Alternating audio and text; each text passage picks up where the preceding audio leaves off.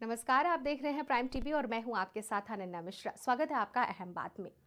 अयोध्या की मिल्कीपुर सीट पर उपचुनाव के लिए 5 फरवरी को वोटिंग होनी है।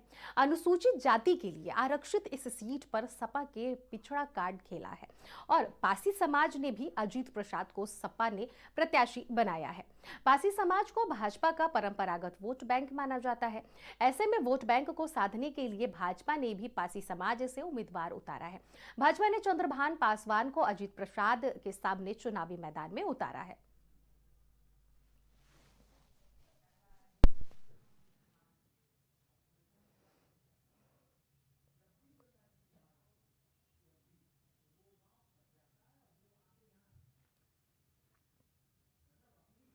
खबर की अहम बात यह है कि ये सीट सपा और भाजपा के लिए वर्चस्व की लड़ाई है।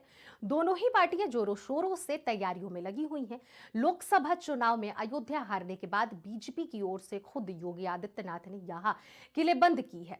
वहीं कुछ दिन पहले ही सपा अध्यक्ष अखिलेश यादव ने कार्यकर्ताओं से आह्वान किया कि इस सीट पर हर साल हर हाल में जीत दर्ज करें और अब ये देखना होगा कि यहां सियासत का ऊंट किस ओर करवट लेता है।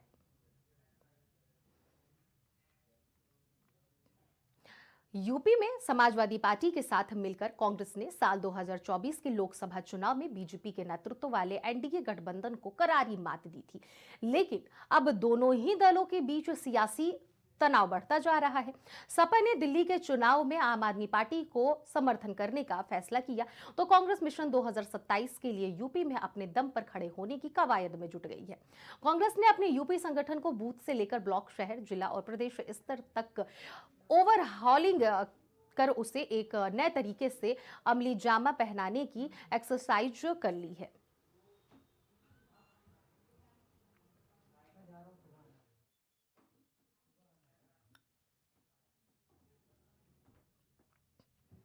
राहुल और अखिलेश यादव के बीच दूरी बनने की मेन वजह बनेगा दिल्ली का चुनाव, जहां एक तरफ अखिलेश केजरीवाल के साथ खड़े हैं तो वहीं दूसरी तरफ राहुल केजरीवाल पर हमला बोल रहे हैं। केजरीवाल जी आए थे, आपको याद होगा, शीला जी की सरकार थी, आपको याद है? वो दिल्ली याद है आपको? और केजरीवाल जी आए और केजरीवाल जी ने बहुत बड़ा प्रचार किया, दिल्ली को मैं साफ कर दूंगा, भ्रष्टाचार मिटा दूंगा, पेरिस बना दूंगा। अब देखिए हुआ क्या।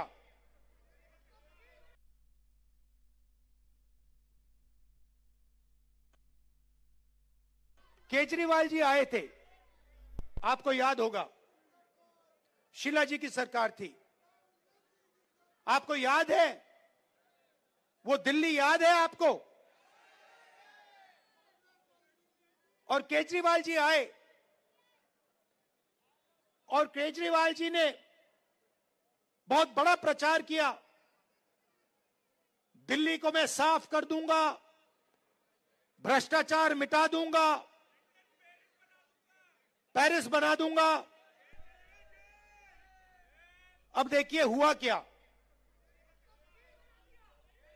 आप देखिए, बाहर चला नहीं जा सकता है, ऐसा पोल्यूशन है,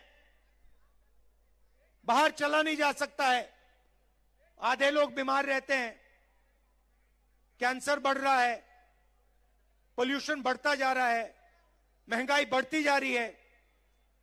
और उन्होंने कहा था कि भ्रष्टाचार को अरविंद केजरीवाल जी मिटाएंगे। 100 दिन के अंदर नया संगठन का ऐलान हो गया है। तो ये कांग्रेस मिशन जो 2027 का चल रहा है, इसमें संगठन में दलित, ओबीसी को खास तवज्जो कांग्रेस देने वाली है, जिससे कि वोट बैंक उसके साथ आ जाए। 75 जिलों में 58 शहर इकाइयों का गठन भी किया गया है। पुराने मॉडल पर बनाया जाएगा संगठन। तो कांग्रेस पार्टी विधानसभा चुनाव जो दिल्ली में होने वाला है, इसको लेकर कई तरह की संगठन बनाने का ऐलान भी कर दी है।